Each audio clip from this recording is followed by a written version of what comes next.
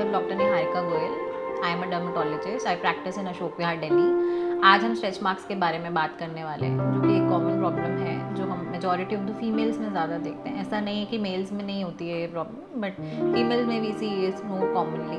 अब stretch marks होते क्या है? It is actually a form of scarring जो कि स्किन के स्ट्रेच होने की वजह से होती है। जब स्किन खिंच जाती है तो बेसिकली स्किन फट जाती है। तो जब फट जाती है तो इट फॉर्म्स स्ट्रेच मार्क्स, या फिर हम इनको स्ट्राई भी बोलते हैं। स्ट्राई दो तरीके के होते हैं, एक होता है रूब्रा एंड स्ट्राई एल्बिकन्स।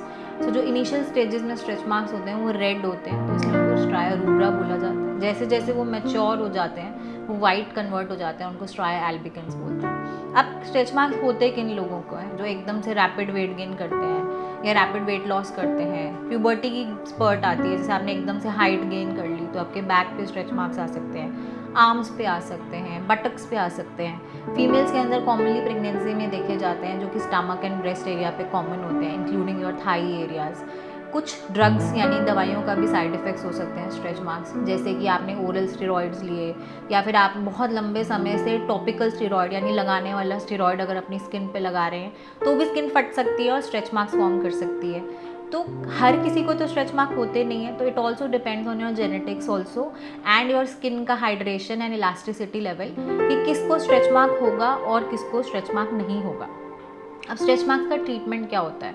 अगर स्ट्रेच मार्क्स इनिशियल स्टेजेस में, रेड स्टेज यानी रूब्रा स्टेज में, अगर उसको उसी स्टेज पे ट्रीट किया जाए तो बेटर रिजल्ट्स मिलते हैं, बजाय कि स्ट्रेच मार्क्स अगर मैच्योर स्टेज पे पहुंच जाते हैं albicans, then more aggressive treatment is required. So stretch marks can not completely fade away, यानी पूरी तरीके से नहीं जा सकते, लेकिन yes they can be improved a lot.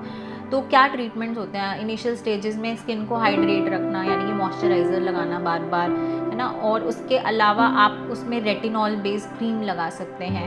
And further clinic treatments में हमारे पास जो ऑप्शंस होती हैं दे इंक्लूड लेज़र्स में हमारे पास जो होता है वो CO2 लेज़र, फ्रैक्शनल लेज़र होता है, MNRF होता है, या फिर अगर आपके रेड स्ट्रेच मार्क्स हैं तो even Q switch Nd:YAG and IPL laser can be reduce to reduce the redness.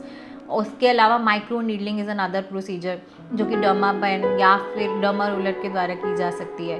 बाकी स्ट्रेच मार्क्स की क्रीम्स आती हैं जो टू एन एक्सटेंट हेल्प करती हैं, but they are not very helpful. So these are the in-clinic treatments which are available for stretch marks, and these stretch marks can be improved to an extent, but yes, they do not completely go away. That is what we usually say to patients. So once the stretch mark is treated, तो वो जो result है वो उसमें रहेगा, लेकिन नया stretch mark जो बनेगा उसके लिए will have to get the treatment again. So this is what we usually counsel our patients, कि आपके अगर एक प्रॉपर हाइट या वेट अचीव हो गया है target, then only you go for stretch marks treatment rather than going it multiple times. Thank you.